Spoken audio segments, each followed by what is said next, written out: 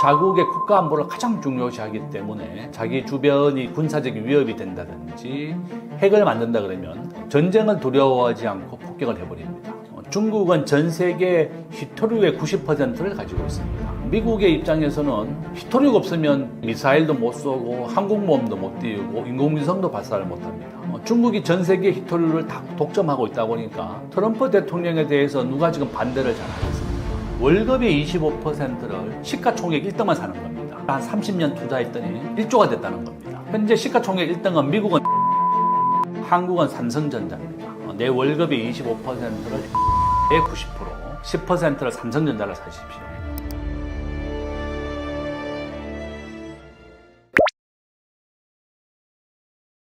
예, 이란과 이스라엘이 이제 전 세계에서 항상 활화산이다, 살아있는 화산이다 이렇게 얘기합니다. 잘 아시다시피 이란은 인구가 한 8천만 명 정도 되고요.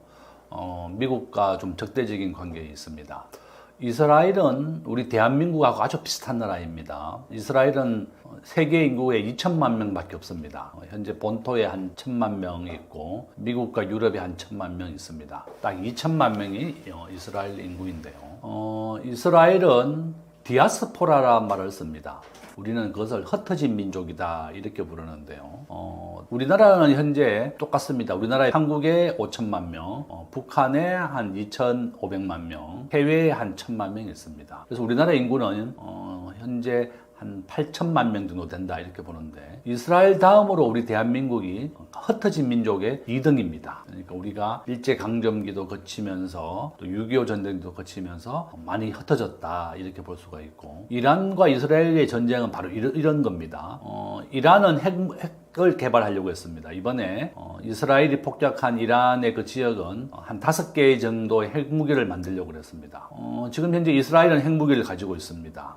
미국의 전개를 움직이는 것은 바로 이스라엘이다 이렇게 알고 있죠. 미국 정치인의 약 30%가 바로 이스라엘입니다. 우리가 알고 있는 골드만삭스, 투자은행들, 그 다음에 방송사들, 스티븐 스티벌그 같은 세계적인 영화감독, 전 세계에서 중요한 그런 업종의 30%는 다 이스라엘 국민이다 이렇게 알고 있으면 되겠습니다. 대표적으로 유태인의 대표적인 아인슈타인, 그 다음에 페이스북을 만든 주커버그, 그 다음에 구글을 만든 게이 버린 이런 사람들 다 이스라엘 사람입니다. 그러니까 미국 정계를 움직이고 또한 이스라엘은 2000년간 나라가 없었다가 1945년도에 나라를 팔레스타인을 밀어내고 되찾았습니다. 바로 이런 이유 때문에 이스라엘은 가장 중요한 것이 국가의 수호이다. 1,000만 명밖에 없지만 여기는 남자 여자 다 군대를 가게 됩니다. 그래서 이란이 핵을 개발하려고 한다 이런 모사드가 첩보를 얻고는 이번에 이란을 폭격하게 된 것이다. 결론은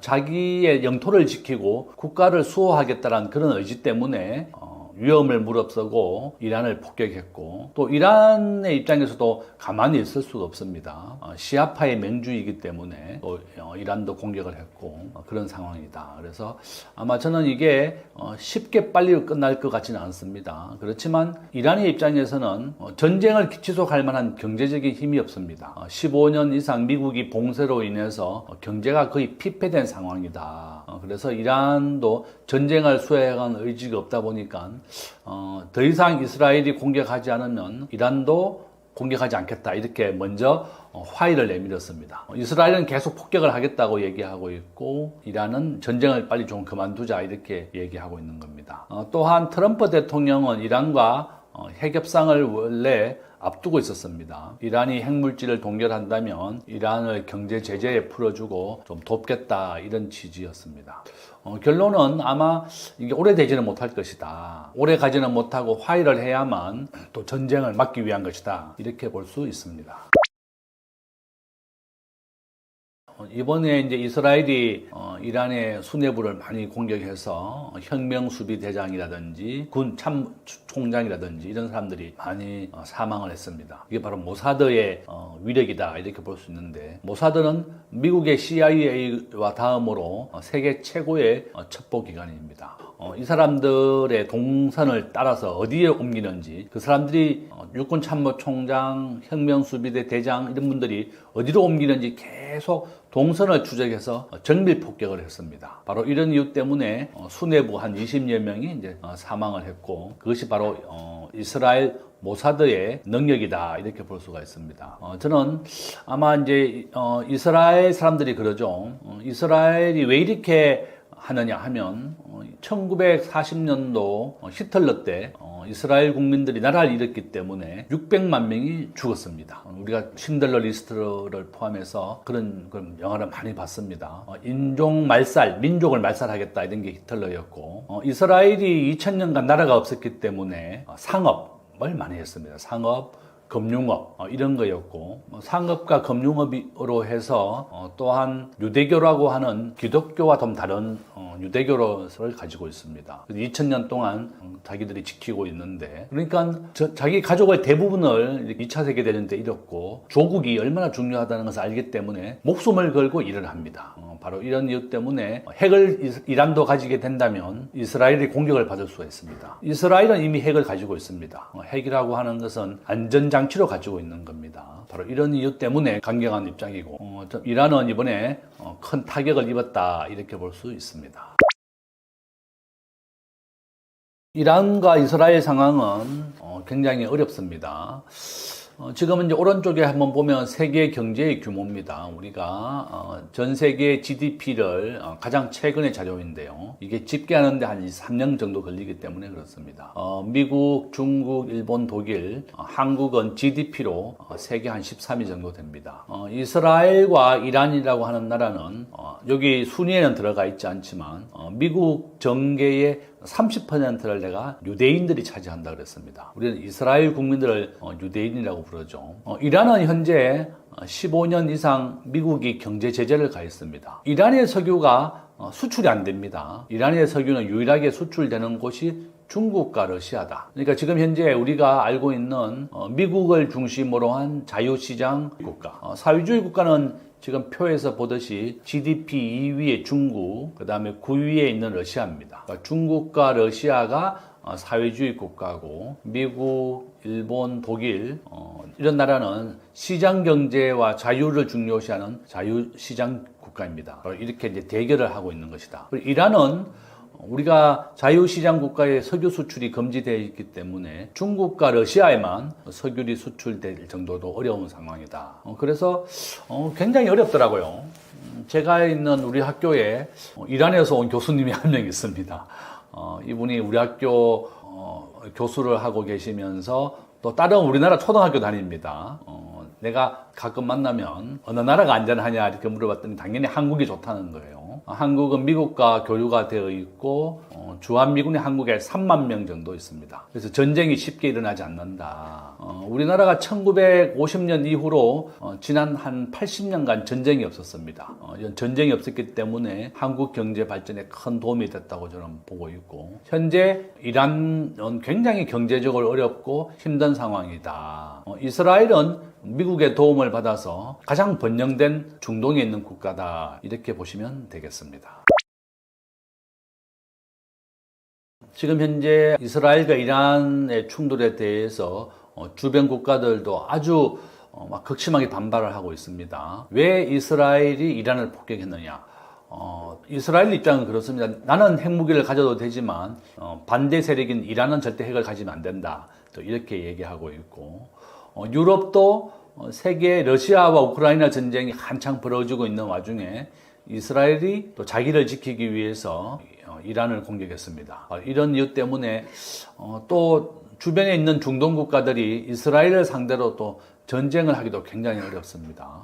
우리가 중동의 1차 전쟁, 2차 전쟁 계속 있었습니다. 이집트하고도 전쟁을 했었고, 또 주변 지역 시리아 뭐 이런 나라하고도 전쟁을 많이 했었죠. 그래서 이스라엘은 일단 1000만 명밖에 없지만 거기에서 가장 군사력이 강하고 또한 핵무기를 가지고 있는 나라가 바로 이스라엘이다. 주변국들이 굉장히 반대를 하면서도 또 군사적으로 대응하기에는 이스라엘에 비해서는 좀 약하고, 이스라엘의 뒤에는 바로 미국이 있습니다. 지금 표에서 보는 것처럼 GDP 세계 25조 달러로 세계 1위, 중국이 한 17조 달러로 미국이 한 70% 정도를 차지하고 있습니다. 그 주변에 있는 나라들, 독일, 영국, 프랑스 이런 나라는 이제 GDP가 뭐 한 10위 이내의 기업이다. 요점은 서방 세계, 특히 이스라엘은 자국의 국가 안보를 가장 중요시하기 때문에 자기 주변이 군사적인 위협이 된다든지 핵을 만든다 그러면 전쟁을 두려워하지 않고 폭격을 해버립니다. 모든 나라가, 우리도 마찬가지입니다. 전쟁을 절대 두려워하지 마라. 처칠이 한 말입니다. 처칠이 전쟁을 두려워해서는 평화를 지킬 수 없다. 이게 가장 중요한 말이다.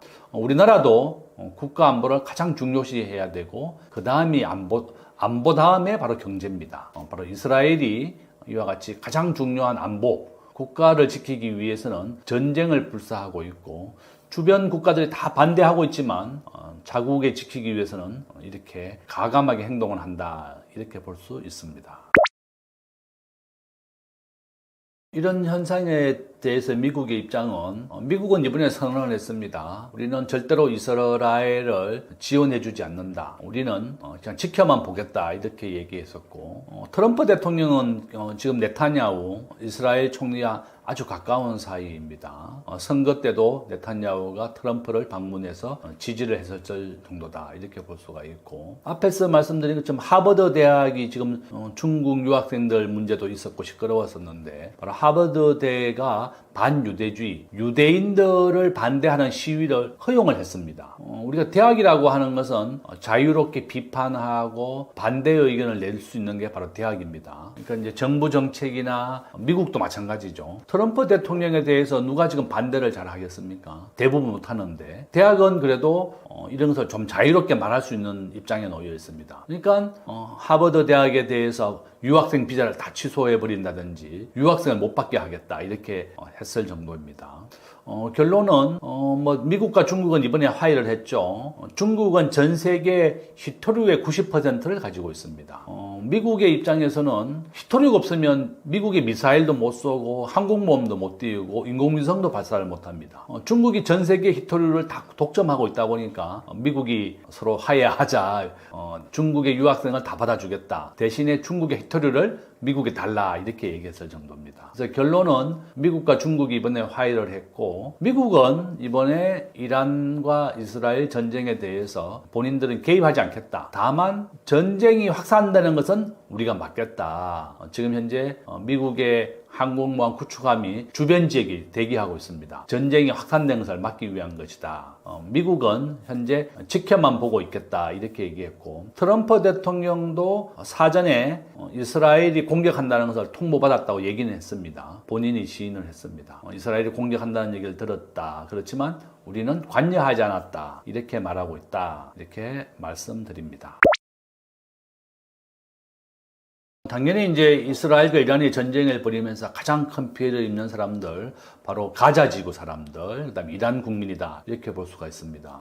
지금 우리가 언론 지상을 통해서 많이 봤습니다. 지금 가자 지구는 여의도의 한 30배 정도의 크기가 정도됩니다. 원래 팔레스타인이라고 부르죠. 원래 이스라엘 영토에 살던 사람인데 1945년도 2차 세계대전이 끝나면서 유대인들이 자유시장 국가를 돕는다면 2차 세계대전 때 있었던 영국과 미국이 이스라엘 영토를 찾아주겠다 이렇게 약속을 했습니다. 그것을 이제 발보아 선언 이렇게 부르는데, 이것을 계기로 해서 1948년도경에 이스라엘 영토가 만들어졌습니다.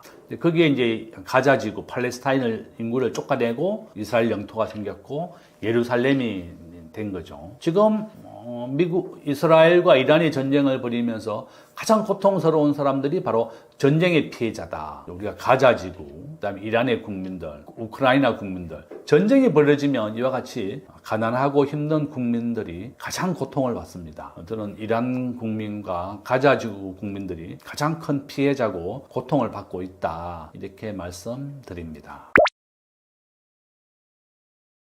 우리나라 GDP는 세계 13위의 규모이고요. 우리나라는 에너지를 100% 수입하는 나라입니다. 그러니까 두 국가가 전쟁을 벌이게 되니까 환율이 1370원까지 갑자기 급등을 하게 되었고, 석유 가격이 10% 올랐습니다. 우리나라는 큰 피해자입니다. 한국은 현재 석유 수입 1위 국가가 미국이에요. 2위가 사우디아라비아입니다. 또한 이란과 이스라엘 전쟁이 계속된다면 이란이 바로 옆에 있는 호르무즈 해협이라고 있습니다. 거기를 통과해야만 유조선이 빠져나옵니다. 호르무즈 해협이 위협이 됩니다. 그러면 우리나라로서는 더 많은 운반비가 들게 되는 것이고 한국 경제는 가장 큰 영향을 준다. 왜냐하면 한국은 석유를 100% 수입을 하거든요. 미국과 사우디, 중동을 중심으로 해서 수입을 합니다. 그래서 우리나라의 환율이 또 급등을 했고 석유 가격이 오르고 있다. 바로 우리나라가 큰 영향을 받고 피해자가 또 된다. 전쟁을 안 일어나는 것이 가장 좋지만 전쟁은 계속 반복해서 일어납니다. 저는 지금 중국도 대만을 2027년, 2028년까지 흡수하겠다 이런 얘기도 했었고 미국은 절대로 못하게 막겠다 이렇게 얘기하고 있습니다. 전쟁을 대비해서 우리나라는 튼튼한 국방력을 쌓아서 언제든지 전쟁하겠다 각오가 돼 있어야지 전쟁이 일어나지 않습니다. 저는 이번에 이란과 이스라엘 전쟁의 가장 큰 피해자가 양국 국가이고 주변 국가들 또 우리나라도 아주 큰 피해를 입고 있다 이렇게 볼 수 있습니다. 당시에 이제 트럼프가 뭐라고 했냐면 빈살만을 구워 삼기 위해서 국제사회는 빈살만을 국제 이제 사법재판소에 세워야 된다. 그래서 법의 심판을 내려야 된다라고 했죠. 빈살만을 제거해야 되니까. 그러니까 트럼프는 여러모로 빈살만이 필요했던 거예요. 아까 얘기했지만 이제 사우디아라비아와 이스라엘 간의 어떤 평화협정을 맺기 위해서 빈살만을 구워 삶아야 돼요. 이제 살만 왕보다는 빈살만 왕세자가 지금 현재 이제 실세니까. 그래서 빈살만을 구워 삼기 위해서 일단 채찍을 때려요. 너 내 말 안 들으면 내가 너를 재판정에 세울 거야. 이제 국제적인 사법 심판을 받게 할 거야. 너 살인자잖아. 우리 미국 언론인을 죽였잖아. 그래서 내가 너를 심판할 거야라고 얘기해요. 그러니까 이제 빈살만이 꼼짝 못하죠. 트럼프한테. 안 그러면 자기 그 특공대나 정보 CIA 보내가지고 썰어버릴 거 아니에요. 그러니까 그때 이제 빈살만이 충성 맹세를 해요. 트럼프한테. 너 원하는 게 뭐야? 이제 내가 트럼프한테 충성맹을 하죠. 그렇게 되고 나니까 이제 트럼프가 당근을 줘요. 너 내 말 잘 들으면 내가 네가 원하는 거 해줄게. 그래서 지금 빈살만이 하려고 하는 게 뭔지 아세요? 빈살만이 경제적인 어떤 사업으로 유명한 건데 네옴시티 사업 아세요? 네옴시티. 네네. 그러니까 빈살만이 이제 그 정통 그 와하비즘을 부정하고 사상적으로는 그래서 이제 여성에 대한 참정권을 주고 여성도 운전할 수 있고 히잡을 안 쓰고 다녀도 되고 그리고 그 이제 반문화도 즐길 수 있고 그래서 지금 MZ들이 원하는 것들을 많이 해줘요. 그래서 이제 그 정통 그 이슬람 세력들, 와하비즘 세력들은 이제 부정하고 이슬람 자기한테 환호할 수 있는, 그러니까 그 낡은 옛날 그 전통을 자꾸 고수하면서 이제 거기에 염증을 느끼는 젊은이들, 여성들, 그리고 아동들, 이제 그 비전통 그 지지층을 자기 세력을 만들려고 하죠. 그러면서 이제 경제적인 어떤 그 탈출구로 이제 만든 게 2030 프로젝트라고 있어요. 그러니까 이제 2030년까지 사우디아라비아를 탈석유 국가로 만들겠다. 탈석유 경제로 만들겠다라는 프로젝트예요. 그래서 그게 우리나라 돈으로 700조 원, 당시 기준으로 한 700조 원 정도를 들여서 이스라엘과 접경해 있는 그 네옴이라는 지역이 있거든요. 그 네옴시티라는. 그 네옴시티라는 것 자체가, 네옴이라는 것 자체가 새로운 뭐 어떤 의미예요. 그래서 신도시라는 뜻이에요. 또 무슨 뜻이 있는데 어쨌거나 그 네옴 신도시를 건설하는 계획을 발표를 해요. 근데 그게 이제 두바이 같은 그 금융과 엔터테인먼트 도시로 만들겠다는 거거든요. 그 마이스 도시로, 그러니까 국제 회의, 금융, 그리고 이제 엔터테인먼트, 관광용 도시로 만들겠다는 거예요. 근데 저 두바이 같은 국가를 건설하려면 예를 들어서 여의도를 국제 금융 도시로 만들겠다고 만약에 지금 현재 이재명 정부가 발표를 했어요. 그럼 가장 협조를 받아야 되는 국가가 어딜까요? 신한은행 국민은행 있으니까 이제 국내 금융도시인데, 국내 금융도시잖아요. 근데 그 여의도를 우리가 동아시아의 금융 허브로, 홍콩 같은 허브로 만들겠다. 그럼 일단 어느 나라 협조를 얻어야 될까요? 그 동아시아의 금융 허브로 만들겠다. 생각나시는 대로 한번 생각해 보세요. 일단 중국의 협조는 불가능하죠. 동아시아의 금융 허브니까 중국의 금융사들이 많이 들어와야 될 거 아니에요? 홍콩 같이. 또 하나는 글로벌 금융 허브에서 빼놓을 수 없는 게 유대 금융 자본이에요. 네, 지금 미국 월가에 있는 JP 모건, 모건 스탠리, 골드만삭스 전부 다 유대 금융 기관이에요. 사실상 뿌리는. 네, 그리고 지금 시티 오브 런던에 있는 금융 세력이 전부 다 그 로스차일드가 운영했던 금융 세력, 금융 도시를 만들겠다는데 이스라엘의 정부의 협조 없이는 불가능하죠. 그 유대 금융 세력이 별도로 존재하긴 하지만 어쨌거나 그 정부는 이스라엘이니까 특히나 국경을 맞대고 있잖아요. 이스라엘과는.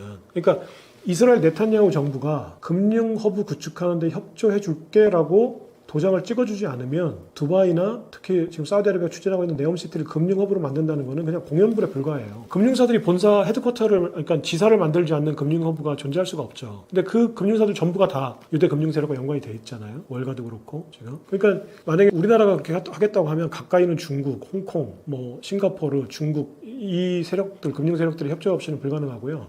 중동에다가 금융 허브를 만들겠다는 것은 이스라엘의 협조 없이는 그럼 안보 협조 없이 또 금융 어떤 그 사들의 어떤 협조 없이 금융 세력들의 협조 없이는 불가능하죠. 그러니까 빈살만에게 당근을 준 건 뭐냐면 네탄야후와 손잡게 했어요. 그래서 네탄야후를 네가 잘 구워 삶아야 유대 금융 세력들이 지사를 만들고 네가 만들 수 있는 금융 허브를 만들 수 있고 또 600조 원 규모, 700조 원 규모의 대형 프로젝트를 운영하려면 프로젝트 파이낸싱이 필요해요. 그러니까 그러면은 실질적으로 그 시공 과정에서도 시공비를 마련하는데도 파이낸싱이 필요하니까 여러 가지 면에서 네가 네탄야후와 손을 잡는 게 좋아. 그래서 마크 폼페이오 국무장관을 이제 네옴시티로 보내요. 그때 이제 마크 폼페이오 국무장관이 네옴시티에 갔을 때 총리, 그러니까 각국 정상들의 헬기를 추적하는 앱이 있더라고요. 당시 보도로는 그 헬기를 그 추적하는 그 앱에 네탄야후 총리의 헬기가 그러니까 미국 따져 에어포스 1이 네옴시티로 갔다라는 그 저기 SNS 상의 정보가 있었어요. 그래서 그거를 미국의 언론이 보도를 했었어요. 네탄야후가 폼페이오가 있는 지금 폼페이오가 빈살만이 만나고 있는 이제 네옴시티로 헬기를 타고 날아갔다. 그 얘기는 뭐냐면 폼페이오가 그 트럼프의 특사로 네옴시티로 가서 빈살만과 네탄야후의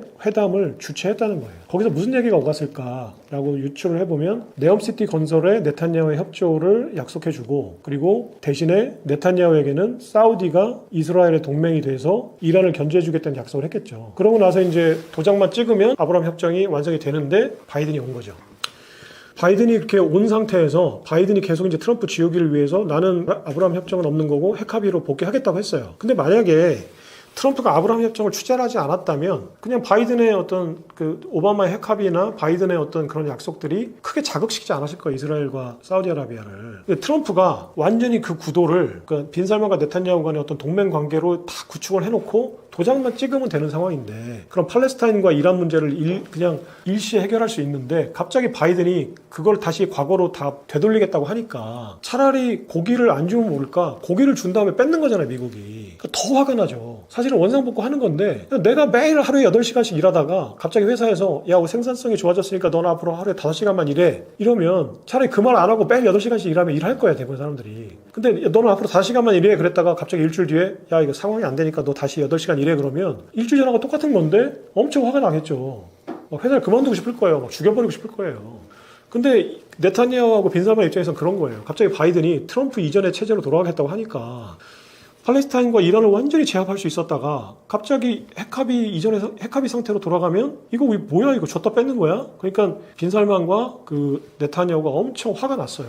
그러면서 바이든의 정책에 전혀 협조를 하지 않아요. 이 공백을 치고 들어온 게 시진핑이었어요. 시진핑이 아브라함 협정하고 똑같은 반대 협정을 맺게 해요. 사우디아라비아를 구워 삶아서, 이란을 구워 삶아서. 뭐냐면 이스라엘과 사우디아라비아를 동맹으로 맺으려고 했던 게 트럼프라면 시진핑이 이거 트럼프가 다시 복귀했으니까 트럼프가 다시 복귀하면 또 이렇게 될 텐데 그럼 이란이 고립되고 친윤 국가, 친러시아 국가가 고립되는 거거든요. 권위주의 국가가. 그럼 자신들의 동맹이 없어지는 거예요. 이 지도상에서. 그러니까 러시아하고 시진핑은 트럼프가 없는 바이든 정부가 바이든이 헛발질을 하고 있을 때 이게 헛발질이라는 건 지금 현재 그 중동 정세로만 봤을 때 얘기하는 거예요. 제가 무슨 친민주당, 뭐 공화당 이런 게 아니라 트럼프의 입장이나 이제 중동 원했던 이제 사우디나 네타냐후 입장에서 볼 때는 바이든이 막 헛방질 하는 거야. 시진핑 입장에서도 바이든이 너무 고맙게도 막 똥볼을 막 차고 있는 거죠.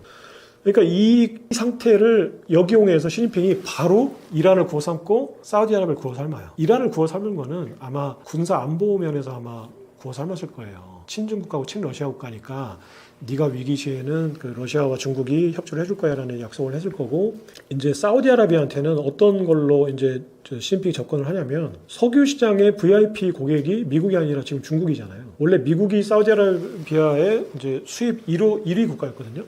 근데 그 세일 오일이 미국이 개발하게 되면서 미국이 이제 세일 오일 그 석유를 양산을 하게 되니까 미국이 석유 자립을 해요. 그래서 지금은 이제 미국이 그 수입량보다 수출량이 훨씬 많아요. 옛날엔 여러 가지 전략적인 이유로 미국이 석유 자원을 개발하지 않다가 캐내지 않다가 지금은 캐내거든요. 그러면서 사우디아라비아 석유를 덜 사주는 거예요, 옛날보다. 지금 사우디아라비아가 그 판매하는 석유에 그 중국이 사주는 게 하루에 1,000만 배럴이에요. 그러니까 전 세계 석유 수요가 하루에 1억 배럴인데 그 10%를 중국이 사우디아라비아로부터 수입해요. 중국은 하루에 1,500만 배럴을 소비하는데 그 중에 1,000만 배럴을 사우디아라비아나 중동 국가 또는 베네수엘라로부터 수입을 하거든요. 사우디아라비아도 제일 많이 수입해요. 그러니까 지금은 그 시진핑이 이제 VIP 티켓을 가진 멤버십을 가진 국가죠. 그러니까 빈살만하고 시진핑은 호시탐탐 그 석유를 달러가 아니라 이제 위안화로 결제하는 거에 대한 논의를 계속해요. 근데 이제 그거는 미국한테 그 참수를 당하는 시도거든요. 실제로 후세인이 그래서 참수를 당했고 또 베네수엘라가 그래서 경제가 완전히 미국의 제재로 완전히 망가졌고 지금 어쨌거나 달러 결제를 다른 화폐로 하겠다라는 어떤 선언은 내 목을 배주세요라는 말과 똑같거든요. 그러니까 공식적으로 그렇게 하지 않죠. 그리고 아직까지는 사우디가 전략적으로 필요하기 때문에 사우디가 그런 시도를 해도 그냥 어르고 달래죠. 그래서 실제로 저기 그 사우디아라비아 빈살만이 그 사우디아라비아 석유를 유조선이 아니라 파키스탄 과다르 항구를 통해서 파키스탄이 딱 호르무즈 해협하고 중국하고 이어지는 그 척추같이 딱 이어진 디스크처럼 딱 중간에 있거든요.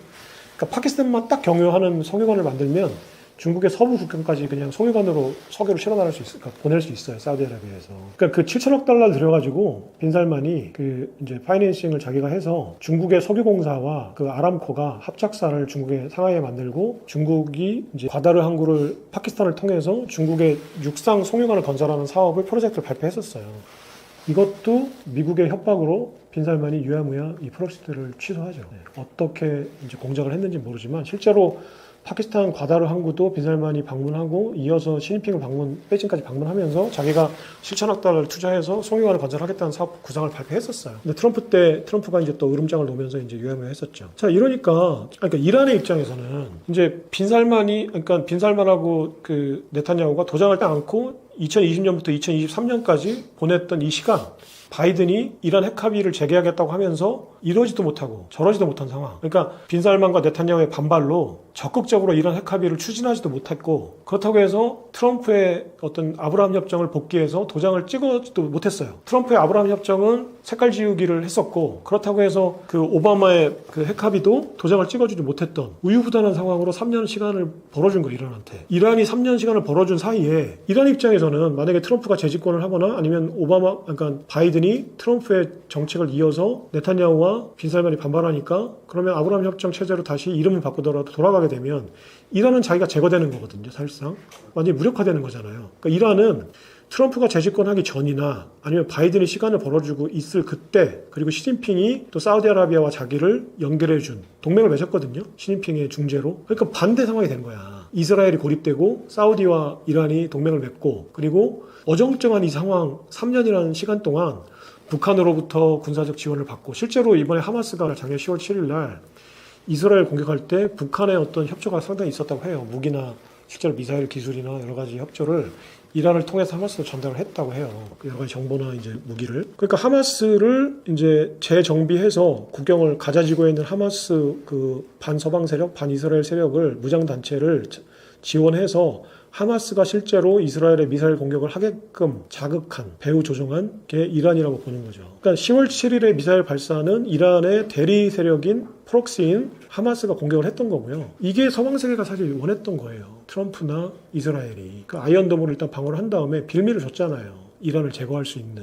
그러니까 이란도 양보할 수 없는 상황이 됐던 거고 이스라엘도 양보할 수 없는 상황이 됐던 거죠. 근데 이런 상황에서 이제 트럼프가 재집권을 했어요. 그러고 나서 트럼프는 아브라함 협정을 복원시키려고 다시 이제 서랍을 열어서 서류들을 쫙 검토해 보니까 아브라함 협정으로 되돌아가는 건 이제 불가능해진 거예요. 왜냐하면 이미 하마스가 이스라엘 공격했어요. 전쟁이 이미 났죠. 그러니까 사우디아라비아 빈살만이 팔레스타인 지원 선언을 했어요. 왜냐하면 그렇게 하지 않으면 쪽팔린 거예요. 이슬람의 맹주 국가인데 내가 더군다나 수니파 맹주인데 수니파 동생인 팔레스타인이 지금 이스라엘과 교전을 펼치고 있어요. 근데 여기에 빈살만이 옛날에 아브라함 협정의 어떤 추억으로 이스라엘을 지지한다거나 또 팔레스타인을 지원하지 않는다거나 하는 어떤 액션을 취하거나 발언을 하게 되면 완전히 이슬람 세력에서는 왕따가 되는 거죠. 그걸 이란이 원할 테고 그러니까 빈살만은 어쩔 수 없이 책임감에 또는 어떤 그 명예 때문에 팔레스타인 지원 선언을 했거든요.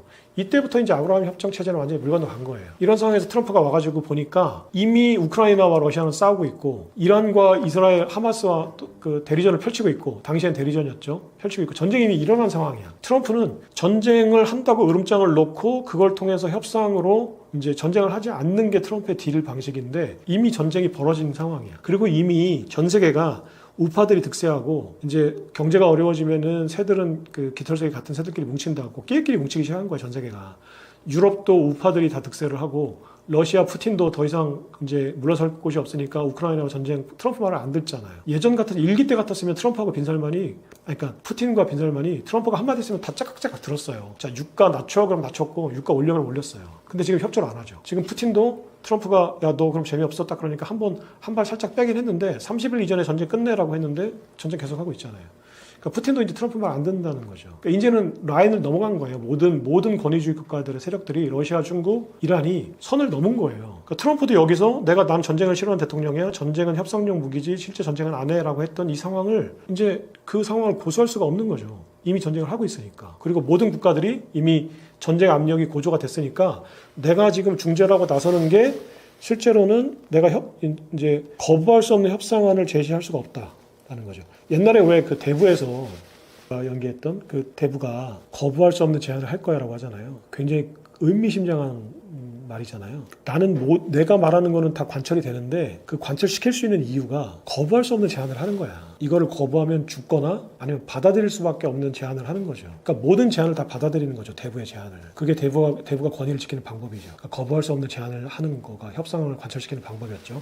트럼프는 거부할 수밖에 없는 제안을 하는 거예요. 무슨 얘기냐면 트럼프는 지금 이란에서 핵 합의를 통해서 어떤 평화 체제를 유지하려고 하는 생각이 전혀 없었던 것 같아요. 이란은 그냥 제거해야 되는데 내 손으로 제거하는 게 아니라 이제 주변의 세력으로 제거를 하고 싶어. 근데 자기가 개입하기 전에 주변 세력들이 나서면 지금 패권 국가로서의 위상이 말이 아니니까 일단 자기가 협상은 시도하죠. 그럼 미국의 국민들 입장에서는 그래도 세계 패권에 미국이 나서고 있다는 이미지는 주는 거죠. 하지만 거부할 수밖에 없는 제안을 하는 거예요. 네가 완전히 핵을 쉽게 해서 그냥 핵을 동결하면 경제제를 풀어줄게가 아니라 지금 현재 개발된 모든 핵 그 연구 자료들을 다 폐기하고 완전히 제로 베이스로 돌아가고 핵을 연구했던 박사들을 전부 다 이제 사실은 그냥 어떻게 눈뜬 장님으로 만들고 그것도 여러 가지 내부의 어떤 군사력에 대한 혁명 수비대에 대한 어떤 제안도 했었던 걸로 알고 있어요. 그러니까 그 호메이니가 절대 수용할 수 없는 제안을 한 거예요. 그래놓고 내가 5번의 협상을 통해서 이 협상이 결렬되면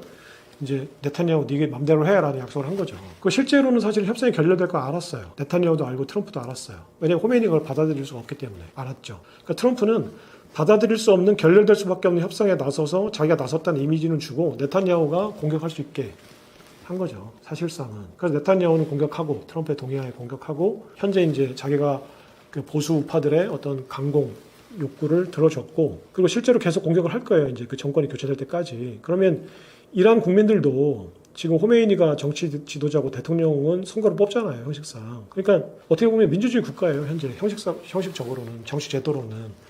그러면 이란 국민들이 이 전쟁 때문에 지금 호메이니나 대통령은 사실은 자기 정권을 지키기 위해서 전쟁을 하는 거죠. 자기 권위를 지키기 위해서. 근데 국민들은 힘들잖아요. 맨날 미사일 날라오고 죽고 가족들은 죽어나가고 경제 제재로 먹고 살기 힘들어지고 하면 폭발하죠. 목구멍이 포도청인데 무슨 종교고 무슨 알라신이고 알라신도 내가 생존하고 배불리 먹어야 신인 거지. 맨날 내가 배고프고 내 식구들이 맨날 죽어나가면 그 신이 무슨 필요가 있어요. 종교도 필요 없고 정치도 필요 없고 일단 목구멍이 포도청인 거예요. 트럼프가 그걸 가장 잘 알죠. 그러니까 이제 공격을 하고 그러면 이스라엘의 목적은 또 트럼프의 목적은 정권 교체인 거죠. 정권이 교체될 때까지 이제 이란 국민들이 자발적으로 나서서 정권을 교체하라고 이제 시위하고 나설 때까지 거리로 나설 때까지 아마 공격이 계속 될 거예요. 전쟁이. 왜냐면 그 전에 이란이 완전히 그냥 두 손 들고 백기통하기 전에는 네타냐후도 멈출 수가 없죠. 그 뒤에 이제 우파 연정 세력들이 있는데 거기서 약한 모습을 보일 수가 없잖아요. 자기가 계속 강공을 해줘야 자기들을 악으로 규정하고 제거하겠다는 적들을 완전히 그냥 초토화시켜야 되는 거죠. 지금 현재 이란과 이스라엘 상황은 여기까지 정리해 볼 수 있을 것 같아요.